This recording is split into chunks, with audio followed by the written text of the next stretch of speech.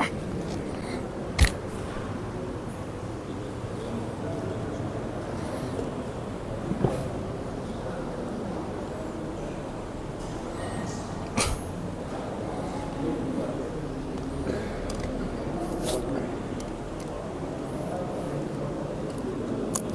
tidak pernah risau dengan apa yang belum aku.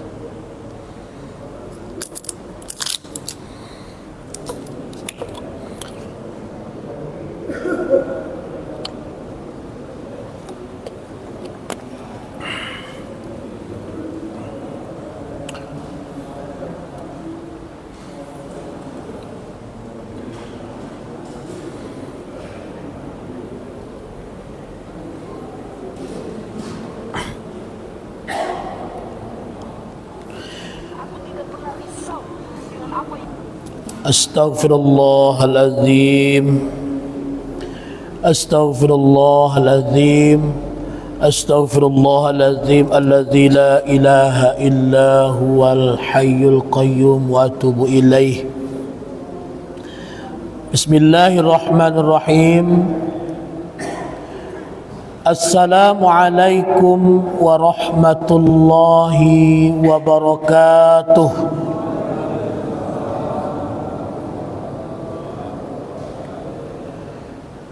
Alhamdulillah, nahmaduhu wa nasta'inuhu wa nastaghfiruh wa na'udzu billahi min shururi anfusina wa min sayyiati a'malina. May yahdihillahu fala mudilla lahu wa may yudlilhu falan tajida lahu waliyyan mursyida. Ashhadu an la ilaha illallah wahdahu la syarika lah wa ashhadu anna Muhammadan abduhu wa rasuluh wa safiyyuhu min khalqihi wa habibuh ballagha risalah wa addal amanah wa nasal ummah wa kashafallahu bil ummah wa jahidun fi sabilillahi hatta atahul yakin. Salawatu Rabbi wassalamu ala sayyidi ya Rasulullah.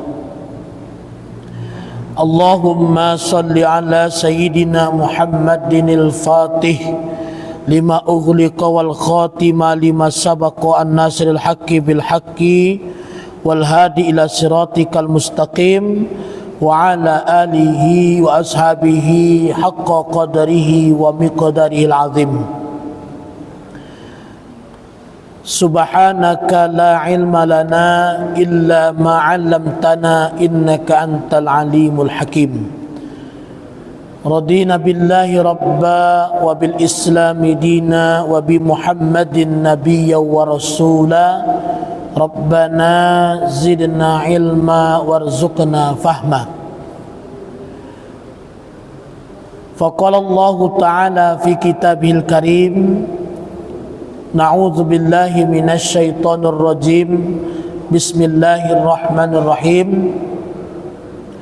Ya ayyuhalladzina amanu rka'u wasjudu wa'budu rabbakum waf'alul khaira la'allakum tuflihun. Sadaqallahul azim wa sadaqa rasuluhun nabiyyul karim. Yang saya hormati Ketua BKM Masjid Baitur Rahman beserta kepengurusan lainnya. Yang saya hormati Imam, Khatib, Bilal dan Garim Masjid Baitur Rahman. Kemudian yang saya hormati para alim dan ulama, para guru, para masyayikh yang hadir pada subuh hari ini. Ibu bapak jamaah salat subuh Masjid Baitur Rahman yang insyaallah semuanya diberkahi dan dirahmati oleh Allah Subhanahu wa taala. Bersyukur kita kepada Allah, selalu kita iringi dengan mengucapkan kalimat tahmid alhamdulillahi rabbil alamin. Alhamdulillahi ala kulli hal. Segala puji kepada Allah terhadap seluruh keadaan, baik dalam keadaan sehat kita bersyukur, dalam keadaan sakit kita bersyukur, dalam keadaan lapang kita tetap bersyukur, dalam keadaan sempit pun kita tetap bersyukur. Maka semuanya itu adalah karena limpahan rahmat serta karunia daripada Allah Subhanahu wa taala. Sekarang pun kita hadir di masjid ini pun tetap kita mensyukurinya. Karena kenapa Bapak Ibu? Pertama, tidak seluruh umat, khususnya yang muslim, yang pada saat ini sudah selesai melaksanakan salat subuh berjamaah. Mungkin ada yang masih dalam perjalanan karena musafirnya, mungkin masih dalam tidurnya yang terlalu nyenyak, atau barangkali dalam keadaan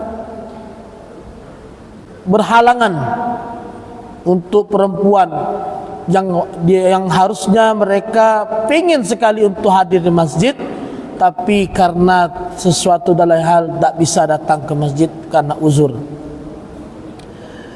Ini yang pertama, kita mampu melaksanakan salat subuh berjamaah dengan diawali dengan sunnah fajar.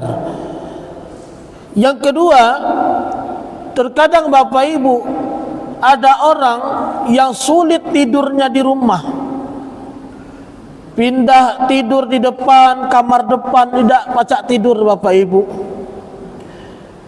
Walaupun ketika itu kasur yang empuk, tidak mau tidur, sulit untuk tidur. Pindah kamar ke belakang yang pakai AC juga sulit tidur. Tapi alangkah nikmatnya Masjid Baitur Rahman ini, walaupun tonggak kereh di sandarnya, mudah dengan tidurnya. Itu Bapak Ibu kelebihan masjidnya. Kadang-kadang tidak pula bersandar, mulai khatib berkhutbah, maka disitulah mulainya tidur. Ibu-ibu boleh tanya kepada bapak-bapak, Pak, mana yang banyak ketika orang khutbah Jumat itu tidur apa dengar? Pasti bapak itu jawab, tidur, karena saya tidur pula. Jadi ada cerita Bapak Ibu, ada cerita seseorang sholat Jumat, melaksanakan sholat Jumat di Trans Studio Bandung. Maka ketika sholat Jumat tersebut, dia merasa aneh. Kenapa? Dia aneh, tidak ada sholat Jumatnya khutbah. Tidak ada. Baru sekali ini saya lihat orang melaksanakan sholat Jumat tanpa khutbah. Nah, kira-kira kita dengar alangkah anehnya di Trans Studio itu orang sholat Jumat tanpa khutbah. Apa tidak ada yang pacak khutbah? Kalau sekarang ini Bapak Ibu, khutbah Jumat itu tidak ada yang tidak bisa. Cukup beli bukunya, baca, naik ke mimbar, selesai. Nah katanya tidak ada yang khutbah. Ternyata setelah ditelusuri Bapak Ibu, jamaah yang lain ngomong, bapak tadi itu sejak awal azan nyolah tidur, pas orang qomat dia baru bangun. Jadi disangkonya tidak ada khutbah, padahal khutbah ada. Karena tertidur, tidak mendengarkan sama sekali. Ini yang bahaya Bapak Ibu. Jadi suatu kenikmatan bagi orang yang ketika hadir di masjid, walaupun dia duduk tapi tetap dalam kategori ibadah. Apalagi orang itikaf itu Bapak Ibu, itikaf itu sendiri pun kalau seandainya dia tertidur, dia tetap digolongkan mendapatkan pahala itikaf walaupun dia tertidur. Itulah hebatnya kita di dalam masjid. Salawat dan salam semoga disampaikan kepada junjungan alam Nabi besar kita Muhammad sallallahu alaihi wasallam. Allahumma shalli ala sayyidina Muhammad wa ala ali sayyidina Muhammad. Bapak Ibu jamaah rahimakumullah, dalam surat Al-Hajj ayat 77 Allah berfirman, A'udzubillahi minasyaitonir rajim. Ya ayyuhalladzina amanu, wahai orang-orang yang beriman. Kalaulah panggilan dalam firman Allah, ya ayyuhalladzina amanu, itu panggilan kasih sayang Allah kepada orang beriman. Wahai orang-orang beriman, irka'u. Nah, karena saya bacanya diawali dengan irka'u, karena kalau kita baca di dalam lengkapnya, kalau menyatu dengan amanu, hilang irnya.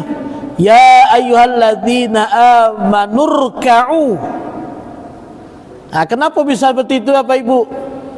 Nah, ini dalam kaidah bahasa Arab. Kalau dia menyambung, maka hilang lafaz alifnya. Ya ayyuhalladzina amanurka'u wasjudu. Tapi kalau kita membaca hanya di pilih-pilih, misalnya ya ayyuhalladzina amanu, berhenti di situ. Kalau kita baca dari irka'u harus dikasih ir, karena kenapa? Karena itu disebutkan hamzah wasal dalam fi'il amar. Maka ya ayyuhalladzina amanu irka'u. Tapi kalau dibaca secara lengkap, ya ayyuhalladzina amanurka'u wasjudu. Nah, Bapak Ibu rahimakumullah, dalam perintah Allah di dalam ayat ini, wahai orang-orang beriman, irka'u, rukuklah, wasjudu, sujudlah, wa'budu rabbakum, sembahlah Tuhanmu. Bapak Ibu rahimakumullah, dalam ayat ini ada dua keadaan atau dua tempat dalam melaksanakan sholat yang hanya disebutkan dua.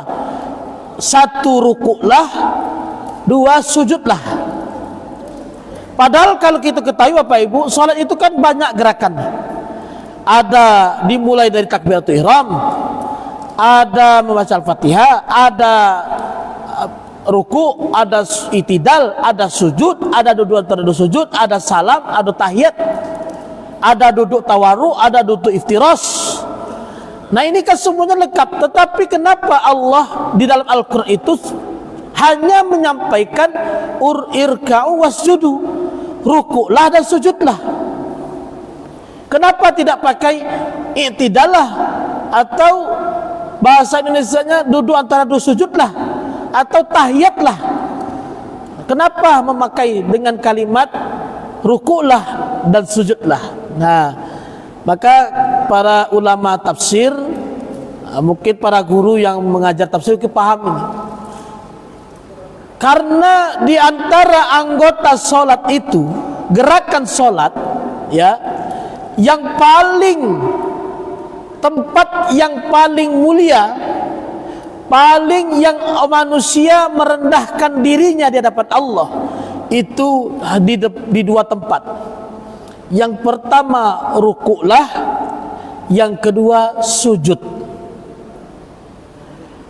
Kalau Bapak Ibu kita tengok kebiasaan orang Jepang, mereka kalau menghormati orang bagaimana Pak? Agak nunduk dikit. Bahkan kadang memang sampai cak ruku mereka menghormati orang. Artinya apa? Bentuk tawaduknya orang Jepang itu kepada saudara-saudara lainnya seperti itu. Nah, kita dalam anggota solat, dalam gerakan solat, bentuk rendah dirinya kita kepada Allah itu pertama dalam kan ruku. Yang kedua, bentuk kerendahan hati kita di hadapan Allah, menghilangkan rasa sombong kita, maka di tempat gerakan yaitu sujud.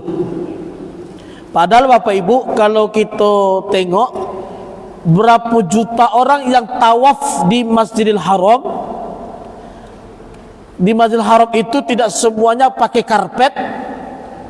Kadang ada yang sholat di atas granit itulah, yang mana granit itu dipijak-pijak oleh jutaan orang dengan kakinya, dan ketika sholat di situ kita sujud. Nah, apa arti Bapak Ibu? Disitulah kerendahan hati manusia ketika melakukan sholat di dua tempat, yaitu ruku dan sujud. Maka Bapak Ibu rahimakumullah, kalau dalam kategori sujud ada 4 sujud yang kita pakai. Yang pertama, sujud ketika sholat, ya, itu rukun. Yang kedua, ada namanya sujud, ya, sujud ketika tilawah, atau disebut dengan sujud tilawah. Kalau orang kita nyampaikannya sujud sajadah, ya, padahal sebenarnya namanya itu sujud tilawah, ya. Dan sujud tilawah itu yang disunnahkan Nabi itu bukan ketika sholat subuh Jumat itu Bapak Ibu. Ternyata kalau saya baca bukan sujudnya, tetapi di hari Jumat subuh itu disunnahkan membaca surat sajadah dengan surat Al-Insan. Pertanyaannya Bapak Ibu, apakah ketika kita imam ketika sholat subuh Jumat dia membaca surat sajadah dan dia tidak pakai sujud tilawah atau sujud sajadah, bolehkah kira-kira Bapak Ibu? Ya boleh, tidak masalah. Karena kenapa? Yang namanya sujud tilawah itu sunnah, ya, tidak wajib hukumnya. Nah, itu sujud tilawah. Andaikan saja ketika imam di dalam salat subuh Jumat, ya, apa itu di akhirnya itu kharru sujjadan wa sabbahu bihamdi rabbihim wa hum la yastakbirun tatajafa junubuhum, langsung aja imam tak ada sujud tilawah, tidak masalah, karena ini hukumnya sunnah. Nah, yang saya bacakan tadi surat Al-Hajj ayat 77 tadi itu termasuk ayat yang disebut dengan sujud tilawah. Ya, ada 2. Dalam surah Al-Hajj ini ada 2 yang dikategorikan sujud tilawah. Artinya apa? Ketika membaca ayat ini kita disunnahkan untuk sujud tilawah atau sujud sajadah kalau kecerang kini. Nah, kalau seandainya ada Bapak Ibu membaca Al-Quran, mungkin barangkali di tempat yang sulit, ya, karena sujud tilawah ini harus sujudnya itu di mana kiblat Pak Bu. Nah, kalau seandainya kita di tempat yang sulit untuk sujud, misalnya kita baca Quran, Bapak Ibu baca Quran, misal atau di pesawat contoh, atau dalam perjalanan pakai mobil, kita baca Quran misalnya. Nah, kita baca surat yang ada sunnah untuk sujud tilawah. Kayak surat ini, ya ayyuhalladzina amanu ruk'u wasjudu wa'budu rabbakum waf'alul khaira la'allakum tuflihun. Ketika itu situasinya tidak bisa sujud menghadap kiblat, maka boleh nanti dikodo sujud tilawahnya ketika sampai di rumah, ketika sampai di suatu tempat yang kita arahkan untuk menghadap kiblat. Itu sujud tilawah, ya. Jadi ini, maka kalau doanya itu dalam sujud itu secara umum sajada wajhiyya lilladzi khalaqahu wa syaqqa sam'ahu wa basarahu tabarakallahu kuat min ahsanul khaliqin, fi ahsanul khaliqin. Nah, ini sujud tilawah yang doa dikhususkan, ini boleh. Tapi dalam Al-Quran ada dibeda-bedakan Bapak Ibu. Saya pernah baca dalam Al-Quran cetakan Kementerian Agama, itu doa-doa ketika sujud tilawah itu setiap ayat, setiap suratnya beda-beda. Misal yang saya baca dalam buku Al-Quran Kementerian Agama itu Kalau seandainya surat sajadah yang kita bacakan di subuh itu, doa khususnya bukan sajadah wajahiyah. Allahumma ja'alni minas sajidin liwajhikal musabbihin bihamdika wa na'udzubika min an akuna minal mutakabbirin. Nah, itu doa khususnya. Kalau saya baca di Al-Quran cetakan Kementerian Agama, boleh Bapak Ibu cek, ada itu. Nah, kalau sajadah wajahiyah ini secara umum, misalnya surat sajadah subuh Jumat ini kita baca, boleh juga di surat Al-Alaq wasjud wa qatarib, boleh juga ini dibaca. Di surat yang saya bacakan tadi Al-Hajj ayat 77, boleh juga ini dibaca. Nah, ini doanya secara umum sajadah wajahiyah lillazi. Tapi kalau dalam Al-Quran Kementerian Agama itu dikhususkan di subuh Jumat itu doanya bukan itu. Allahumma ja'alni minas sajidin wajhikal musabbihin bihamdika wa a'udzubika min an akuna minal mutakabbirin. Ya Allah, jadikanlah aku bagian daripada orang yang sujud dan orang yang mensucikan Engkau ya Allah, dan aku berlindung daripada Engkau menjadi orang sifat-sifat yang menjadi orang yang sombong. Itu doa yang saya baca di Al-Quran Kementerian Agama. Nah, kalau seandainya tidak cukup hafal, maka boleh diganti dengan subhana rabbiyal a'la wa bihamdi, subhana rabbiyal a'la wa bihamdi. Itu seandainya tidak hafal. Nah, ini sujud yang kedua, sujud tilawah. Yang pertama sujud rukun dalam sholat, yang kedua sujud yaitu sujud tilawah sunnah. Yang ketiga ada namanya sujud syukur. Nah, sujud syukur ini ketika orang dapat nikmat, tidak ada keharusan seseorang itu menghadap kiblat. Di mana dia teringat ingin bersyukur, dia sujud. Di mana disitulah dia sujud. Arah di mana aja. Nah, kita tengok Bapak Ibu, ada pemain bola timnas Indonesia kini kan selebrasinya kan sujud rata-rata yang Islam. Kalau timnas senior kayaknya tidak, karena rata-rata lah agama lain banyak ya, agama yang bukan Islam karena naturalisasi. Kalau yang dulu yang dibina oleh Coach Indra Safri ya, itu selebrasinya sujud ganda Bapak Ibu. Yang Islam sujud, yang Nasrani dia caronyo pulo. Nah, di sini sujud syukur namanya, yang tidak ada keharusan menghadap kiblat. Di mananya syukur bersujud, disitulah itu sujud syukur. Yang keempat sujud sahwi, sujud ketika lupa di dalam sholat. Nah, ini Bapak Ibu, saya terkadang begini Bapak Ibu, kepada para guru, mohon di cross check kalau saya salah. Di dalam mazhab Syafi'i, di dalam tahiyat awal, dalam mazhab Syafi'i, tahiyat awal itu kan sunnah. Tahiyat awal itu tasyahud awal, kalau masuk itu tasyahud awal itu hukum sunnah. Kemudian kunut ya. Kalau dalam mazhab Syafi'i kan itu pakai kunut. Kunut itu sunnah. Nah, pertanyaannya, ketika seorang imam lupa tasyahud awal Bapak Ibu. Nah, lupa tasyahud awal berarti imam sudah berdiri kan? Imam sudah berdiri. Ketika jamaah menyebutkan subhanallah, apakah imam tadi harus duduk Bapak Ibu? Gimana caranya Pak?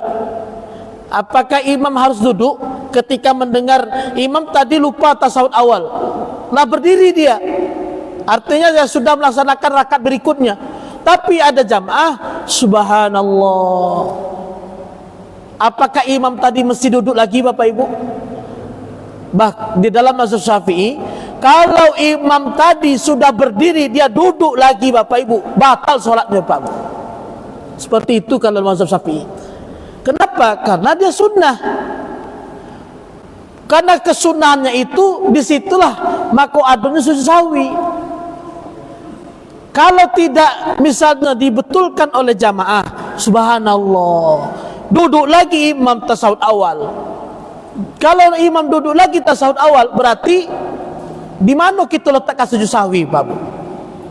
Sedangkan sujud sahwi itu gunanya adalah untuk hal-hal yang lupa. Maka dalam mazhab Syafi'i, kalau seorang itu lupa dalam tasawuf awal, tak perlu dia duduk. Karena kenapa? Hukumnya sunnah. Lanjutkan sholatnya, baru nanti diganti dengan sujud sahwi. Sama dengan kunut.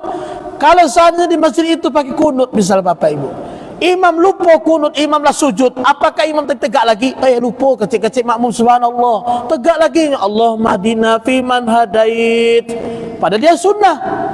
Maka kalau kata Imam Syafi'i, dalam mazhab Syafi'i itu bisa batal solatnya orang kalau setelah itu dia tegak lagi, padahal dia sujud. Kenapa? Karena hukumnya sunnah, Bapak Ibu. Maka di situ dalam mazhab Syafi'i, kalau lupa tasawuf awal, kalau lupa kunut, itu ganti dengan sujud sahwi. Nah, ini di dalam kitab Fathul Qorib ada, di dalam kitab Fathul Mu'in juga ada pembahasan ini. Nah, jadi hal ini mesti, kadang-kadang saya pernah Bapak Ibu, saya lupa tasawuf awal, Bu Pak. Makmum ini semangat mengatakan subhanallah, subhanallah, subhanallah, karena saya tahu bahwa ketika itu tak perlu lagi duduk, nanti ajukan tisu sawi. Karena hebohnya jamaah, subhanallah, subhanallah, subhanallah, lah heboh kalau Pak Bu, apa pekaknya imam Bu?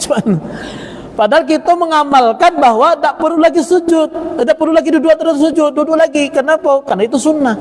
Nanti diganti dengan tasawuf awal, sujud sahwi. Ini Bapak Ibu. Jadi kalau dalam mazhab Syafi'i, kalau lupa tasawuf awal, udah tinggalkan aja langsung ke selanjutnya. Dan kunut misalnya lupa, udah lanjutkan gerakan selanjutnya. Kemudian kalau lupa antara 4 atau 3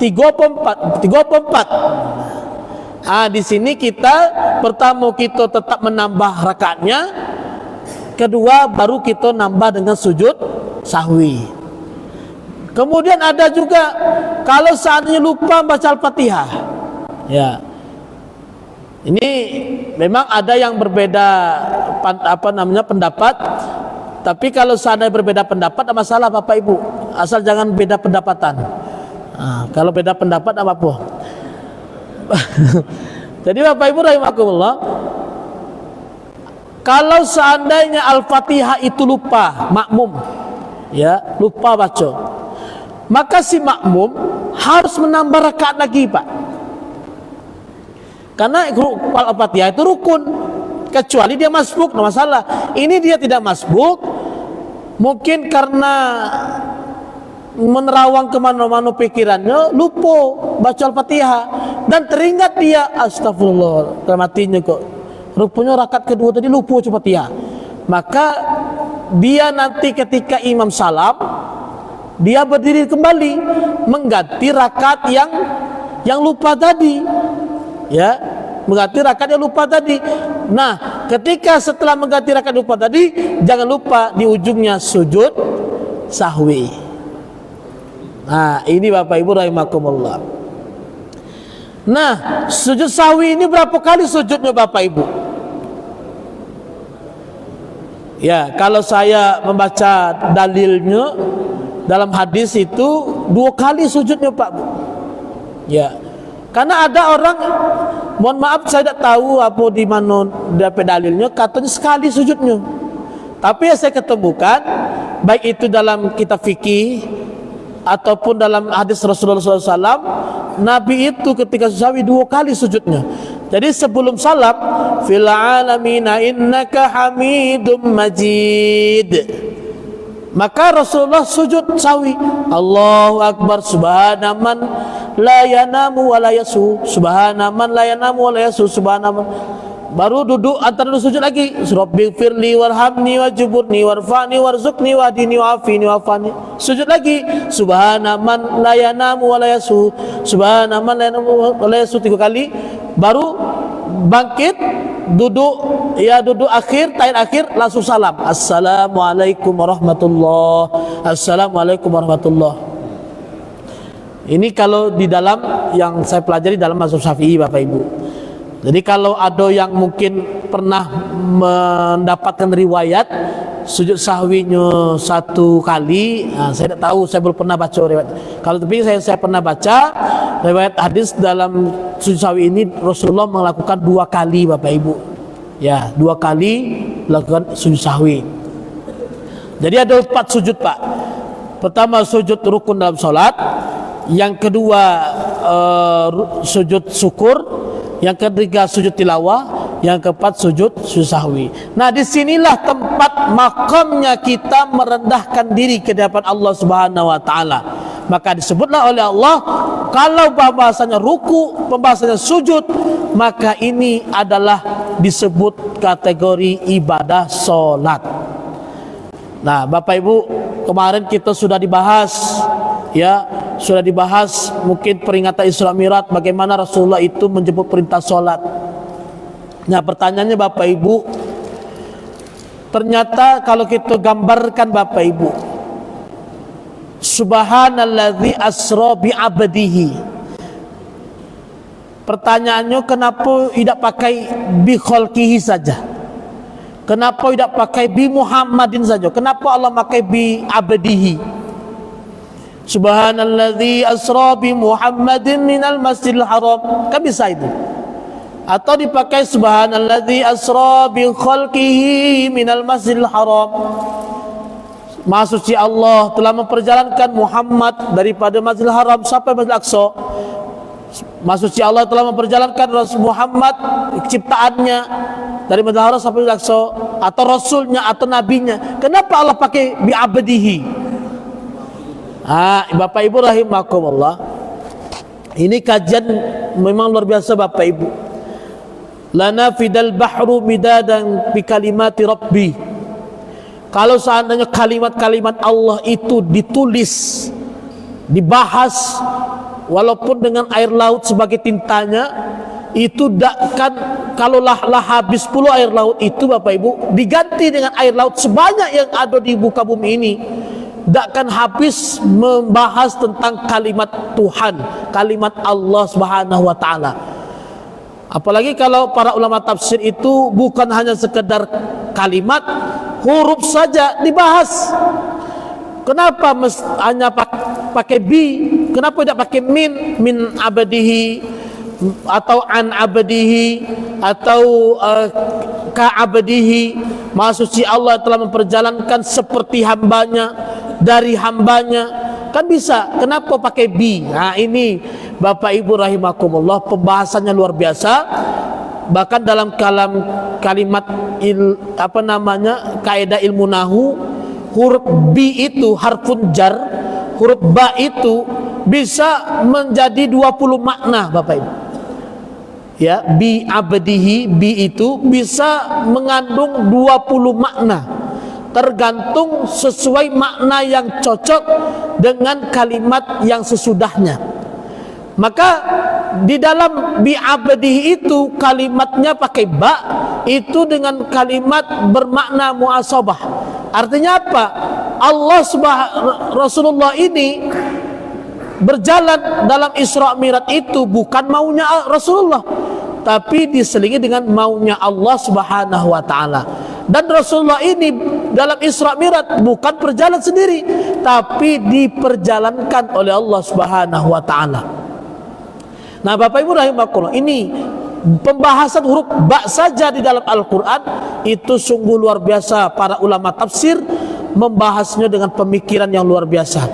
Maka kita perlu Bapak Ibu membaca Al-Quran jangan terjemah, tapi tambah dengan tafsir, yang makanya tafsir itu akan mengetahui dengan maksud dan tujuan yang sebenarnya. Maka Bapak Ibu rahimakumullah, jadi saya ketika baca Bapak Ibu, pakai Muhammadin kan bagus sebenarnya, bi Muhammadin minal masjidil haram. Ternyata Bapak Ibu ada 2 kandungan di situ Bapak Ibu. Kenapa tidak pakai Muhammad? Yang pertama, tidak memakai Muhammad li'alla ya'taqidul insan bi uluhiyati Muhammad. Kata Imam Qusiri dalam burdahnya Bapak Ibu, karena jangan sampai umat Muhammad ini mereka mempertuhankan Nabi Muhammad. Saking mulianya Nabi Muhammad, saking diutamakan Nabi Muhammad, saking dielukan, dipuji-puji, disanjung-sanjung Nabi Muhammad, maka kata Imam Qusiri, tinggalkanlah olehmu, kata Imam Qusiri dalam burdahnya, tinggalkanlah olehmu pemikiran orang Nasrani ketika mereka menyanjung Nabi Isa, mengelukan Nabi Isa, mereka puji-puji Nabi Isa sebagai anak Allah, sampai di akhirnya mereka sebut Nabi Isa adalah Tuhan. Maka umat Nabi Muhammad jangan sampai seperti itu. Ketika mereka menyanjung umat Nabi Muhammad, mengeluhkan Nabi Muhammad, jangan sampai mereka mempertuhankan Nabi Muhammad. Maka di situ Bapak Ibu tidak memakai kalimat Muhammad. Yang kedua, Bapak Ibu rahimakumullah, ternyata dalam Al-Quran, boleh kita cek Bapak Ibu, Allah Subhanahu wa ta'ala tidak pernah memanggil nama Nabi dengan nama Muhammad. Kalau dalam Nabi Musa dalam surah Baqarah dipanggil namanya langsung, wa idz qultum ya Musa, dipanggil wahai Musa kata Allah. Kalau Nabi Nuh, wa qala ya Nuh, wahai Nuh, wa qala ya Isa bin Maryam, wahai Isa kata Allah, dipanggil namanya langsung. Tapi kalau Rasulullah Muhammad tidak Bapak Ibu, ya ayyuhan nabi inna arsalnaka syahida, wahai Nabi kata Allah. Tidak pernah wahai Muhammad, tidak ada kalimat Allah memanggil Rasulullah dalam Al-Quran wahai Muhammad, kecuali memperkenalkan wa ma Muhammadun illa rasul, tidaklah Muhammad itu kecuali adalah seorang Rasul. Tidak ada kalimat Allah wahai Muhammad, tidak ada. Tapi ya ayyuhan nabi, wahai Nabi. Apa artinya Bapak Ibu? Allah sudah mencontohkan bagaimana adab kepada Rasulullah sallallahu alaihi wasallam sebagai kekasihnya. Bapak Ibu rahimakumullah, boleh Bapak Ibu cek dalam Quran, tidak pernah Allah manggil nama Muhammad dengan ya Muhammad, tidak ada. Jadi luar biasa Bapak Ibu Rasulullah. Yang ketiga Bapak Ibu, di sini kita nampak kenapa dia pakai khalqihi saja, ciptaan Allah. Karena Rasulullah itu kan ciptaan Allah. Di sini nampak Bapak Ibu dikaitkan dalam surat dalam Al-Quran, wa ma khalaqtul jinna wal insa illa liya'budun. Kata Allah, tidaklah aku ciptakan jin dan manusia itu kecuali menyembah kepada Allah. Berarti ciptaan Allah ini yang Allah cipta diperintahkan untuk menyembah Allah. Tetapi ternyata Bapak Ibu baru kelihatan kalau dalam Al-Quran surah Isra itu adalah kalimatnya hamba Allah bi'abdihi. Kalau dalam surat yang lain itu yaitu wa ma khalaqtul jinna, tidak kuciptakan. Ternyata Bapak Ibu ada perbedaan antara hamba Allah dengan ciptaan Allah. Beda tak kira Bapak Ibu? Ada hamba Allah, ada ciptaan Allah. Ibu Bapak, Nabi Adam itu ciptaan Allah tak Bapak Ibu? Ciptaan Allah. Nabi Adam itu hamba Allah tak Bapak Ibu? Hamba Allah. Adam ciptaan Allah, Adam hamba Allah. Yang kedua, iblis itu ciptaan Allah tak Bapak Ibu? Ciptaan Allah. Iblis itu hamba Allah tak Bapak Ibu? Tidak. Karena dia durhaka, karena dia pembangkang. Jadi iblis itu ciptaan Allah, dan iblis itu bukanlah hamba Allah. Kalau contohnya gitu Bapak Ibu, kalau bapak-bapak pergi ke warung, Pak, bapak pergi ke warung Pak, pesan teh manis sebuah, kira-kira dikasih makan dah Bapak?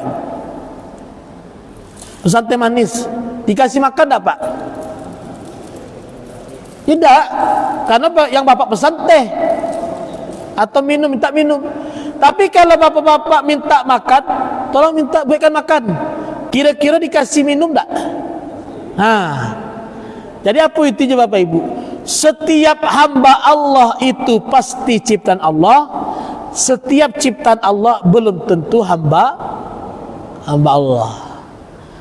Kini pertanyaannya ke kita, kalau Pak, kita yang hadir ke saat ini termasuk hamba Allah atau ciptaan Allah, Pak Bu? Nah, tadi kan saya katakan setiap hamba Allah pasti ciptaan Allah. Setiap ciptaan Allah belum tentu hamba Allah. Kita yang mana, Pak Bu? Hamba Allah, yakin Pak? Bapak nonton sepak bola Piala Dunia final antara Argentina lawan Prancis, Pak, jam 2 malam. Nonton bola Prancis lawan Argentina final Piala Dunia jam 2 malam. Pas ketika baru nonton 10 menit ternyata tiba ngantuk. Kira-kira Bapak bikin kopi apa matikan TV, Pak? Nah, yang main kok Prancis lawan Argentina final kok. Kira-kira Bapak matikan TV apa bikin kopi? Bikin kopi itu nah. Kita putar, Pak. Bapak baca Quran. Bapak baca Quran baru 5 menit lah tiba ngantuk. Kira-kira bikin kopi apa sedekah. Itu hamba Allah kok, Pak Bu. Rata-rata banyak orang ketika baca Quran ngantuk, rata-rata apa, Pak? Sadaqallahul azim. Kalau ibu-ibu ada juga, Bu.